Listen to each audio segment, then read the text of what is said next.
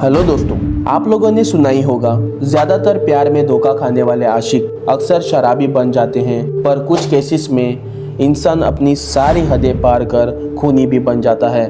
आज की स्टोरी भी एक सरफिरे आशिक की है, जो 22 साल की उम्र में प्यार में अंधा होकर अपने ही गर्लफ्रेंड का खून करके लाश को 80 किलोमीटर दूर 50 फीट की गहरी खाई में फेंक देता है। आज की कहानी है कामाक्षी मर्डर केस की। तो चलो शुरू करते हैं। वारदात की कहानी को सुनने के लिए चलते हैं गोवा की राजधानी पणजी के पोरवोरिम शहर में। पोरवोरिम शहर से थोड़ी दूर एक अपार्टमेंट है, जहाँ पे 30 साल की कामाक्षी उद्दपनो अपने फैमिली के साथ फ्लैट में रहा करती थी। बात है 30 अगस्त 2023 की, जब कामाक्षी के घर वाले शाम के वक्त घर लौटते हैं। उस दिन कामाक्षी घर पर अकेली थी। हर रोज की तरह कामाक्षी बेल सुनते ही दरवाजा खोलती थी, पर उस दिन वैसा नहीं हुआ। घर वालों ने बहुत बार बेल बजाई और दरवाजा खटखटाया। कामाक्षी को जोर जोर से आवाज भी लगाई, पर कोई जवाब नहीं मिला। घर वालों ने कामाक्षी के फोन पर बहुत बार कॉल किए। उन्हें लगा कि शायद रूम में सोई होगी, पर फोन नॉट रीचेबल आ रहा था। घर वाले घबरा जाते हैं और दरवाजे का लॉक तोड़कर अंदर जाते हैं। अंदर कामाक्षी नहीं थी और जमीन पर खून भी पड़ा हुआ था।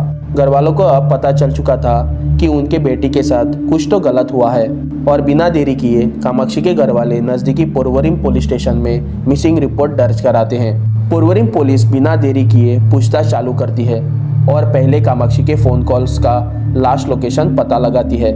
उससे पता चलता है कि कामाक्षी का फोन का लास्ट लोकेशन पोरवोरिम के आसपास के एरिया में ही दिखा रहा था। उसके बाद पुलिस अपार्टमेंट के लोगों से और साइड वाले फ्लैट में रहने वाले पड़ोसियों से भी पूछताछ करते हैं, पर उन्हें कुछ भी पता नहीं था। पुलिस कामाक्षी के दोस्तों से भी पूछताछ करती है, लेकिन कामाक्षी कहाँ चली गई, उसके साथ क्या हुआ, किसी को कुछ पता नहीं था। घंटे बीतने के बाद पुलिस कामाक्षी के घर वालों से फिर से पूछताछ करती है और उनसे पूछती है कि क्या आप लोगों को किसी के ऊपर शक है। तब घर वाले बताते हैं कि कामाक्षी का दोस्त, जिसका नाम प्रकाश चंचवाड़, जो कामाक्षी से प्यार करता था और कामाक्षी से कुछ कारणों की वजह से अक्सर झगड़ा करता रहता था, और 20 अगस्त को कामाक्षी ने प्रकाश के ऊपर मापसा पुलिस स्टेशन में असॉल्ट केस फाइल किया था, क्योंकि उस दिन दोनों के बीच बहुत बड़ा लफड़ा हुआ था और प्रकाश ने कामाक्षी को मारने की कोशिश भी की थी। तो उसी दिन दोनों को पुलिस ने वार्निंग देके छोड़ दिया था और 30 तारीख के दिन कामाक्षी गायब हो गई। कामाक्षी के घर वालों के इस स्टेटमेंट के चलते और 19 तारीख के झगड़े के चलते पुलिस प्रकाश को पूछताछ के लिए बुलाती है और प्रकाश से पूछताछ करती है। पहले तो प्रकाश पुलिस को गुमराह करने की कोशिश करता है, पर पुलिस के टॉर्चर से कौन बच पाया है। प्रकाश के फ़ोन कॉल्स और लास्ट लोकेशन से पता चल रहा था कि प्रकाश कामाक्षी के अपार्टमेंट के आसपास की एरिया में 30 तारीख को मौजूद था। पुलिस की कड़ी पूछताछ के बाद प्रकाश की हालत खराब हो चुकी थी और उसने आखिर में अपना मुंह खोला। उसने बताया कि 30 अगस्त की सुबह लगभग 8 से 9 बजे के बीच प्रकाश कामाक्षी से मिलने उसके फ्लैट में गया था और जाते समय अपने साथ चाकू भी लेके गया था।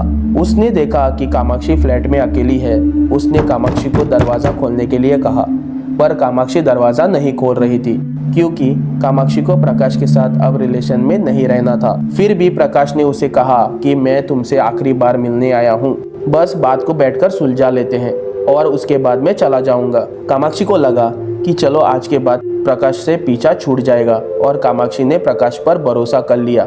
पर कामाक्षी को बिल्कुल भी अंदाजा नहीं था कि प्रकाश उसकी जान लेने के लिए आया है। कामाक्षी प्रकाश के झांसे में आकर जैसे दरवाजा खोलती है, प्रकाश बिना कुछ सोचे कामाक्षी पर खंजर से गले पर हमला कर देता है।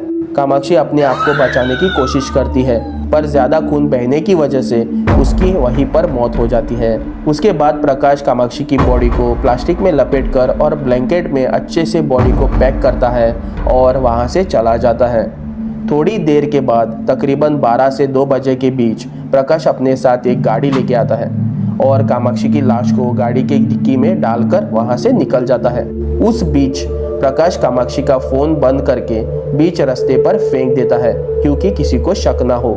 थोड़ी दूर जाने के बाद प्रकाश अपने खास दोस्त निरुपति कड़कल, जो 21 साल का है, उसे अपने साथ ड्राइव पर चलने के लिए बुलाता है और उसे रास्ते पर पिकअप करता है। कुछ देर ड्राइव करने के बाद प्रकाश अपने दोस्त निरुपति को बताता है कि उसने कामाक्षी को मार डाला और बॉडी गाड़ी के डिक्की में है। यह सुनकर निरुपति सुन पड़ जाता है और डर जाता है। अब उसके पास भी कोई रास्ता नहीं था सिवाय अपने दोस्त को हेल्प करना।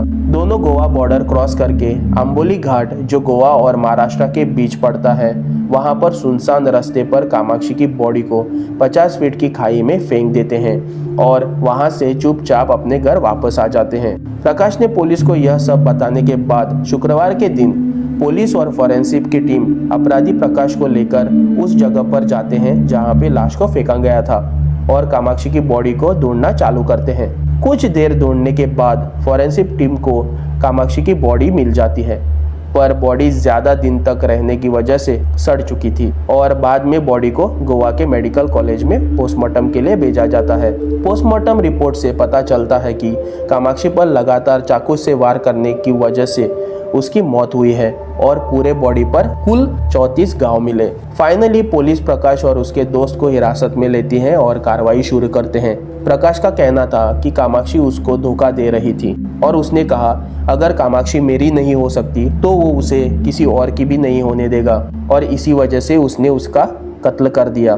प्रकाश कहता है कि उसने यह सब तमिल मूवी से प्रेरित होकर वारदात को अंजाम दिया था, जिस मूवी का नाम RX 100 जो 2018 में आई थी। प्यार में इंसान पागल होकर जुर्म के रास्ते पर चला जाता है, पर आखिर में वो रास्ता इंसान को सीधे सलाखों के पीछे लेके जाता है। आज की कहानी आप लोगों को कैसी लगी कमेंट सेक्शन में ज़रूर बताना और ऐसे और वीडियोस के लिए चैनल को सब्सक्राइब करना। मिलते हैं अगले वीडियो में, बाय।